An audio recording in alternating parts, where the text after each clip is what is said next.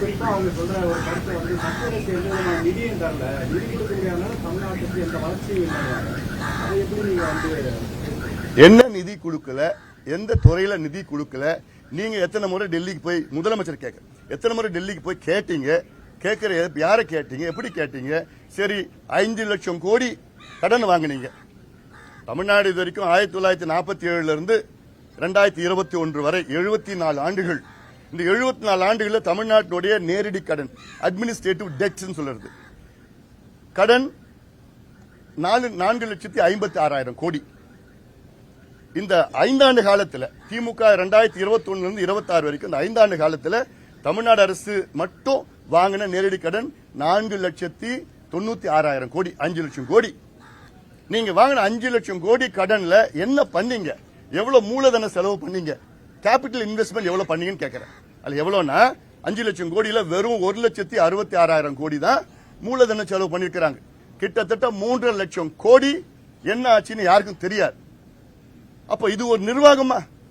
தமிழ்நாடு 5 திணைகள் உள்ள மாநிலம், எவ்வளவு இயற்கை வளம் இருக்கு, மனித வளம், இயற்கை வளம் எவ்வளவு இருக்கு. அதுல எல்லாத்தையும் சீர் செஞ்சாலே நமக்கு வருவாய் அதிகமா வரும். இவ்வளவு கடன்ல எடுத்து என்ன பண்ணீங்கன்னா கொள்ளடிச்சிருக்கிறாங்க. எல்லா பாத்திலும் கொள்ள. அதாவது தேர்தல் வரப்போகுது, அறிவிப்பு பிப்ரவரி மாசம் மார்ச் மாசம் வரப்போகுது. ஆனா பிப்ரவரி மாசம் அவசரமா 16,000 கோடி ரூபாய்க்கு திட்டம், 16,000 கோடி ரூபாய்க்கு திட்டம் அவசரமாக அதை அனுமதி கொடுத்து அதுல கொள்ள அடிச்சுக்கிட்டு. துணைக்கும் அடுத்த பட்ஜெட்ல நெடுஞ்சாலை துறையில் அடுத்த வருஷம் பட்ஜெட்ல அது மிஸ் அப்ரோப்ரியேட் பண்ணி இந்த வருஷம் பட்ஜெட்ல கொண்டு வந்து அதுல கொள்ளடிக்கிறது. கடனை வாங்கி வட்டி கட்டுறது, கடனை வாங்கி கடனை கட்டுறது. இது ஒரு நிர்வாகமாயா?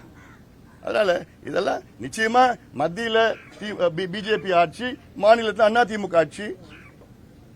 எடப்பாடி பழனிசாமி முதலமைச்சர் வந்தவுடன் நேரடியாக மத்தியில் உங்களுக்கு என்ன வேணுமோ தமிழ்நாடு கொடுக்க போறாங்க. கேட்கிற விதம் இருக்கு.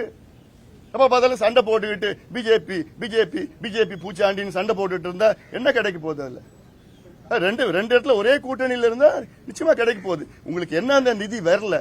எவ்வளவு திட்டங்கள் தமிழ்நாடு கொடுத்திருக்கிறாங்க. ரயில்வே திட்டங்கள் எவ்வளவு இருக்கு, விமான நிலையம் இருக்குது, போக்குவரத்து இருக்குது, நெடுஞ்சாலைகள் இருக்குது. கிட்டத்தட்ட 30,000 40,000 கோடி ரூபாய் திட்டம் கொடுத்துட்டு தான் இருக்கிறாங்க.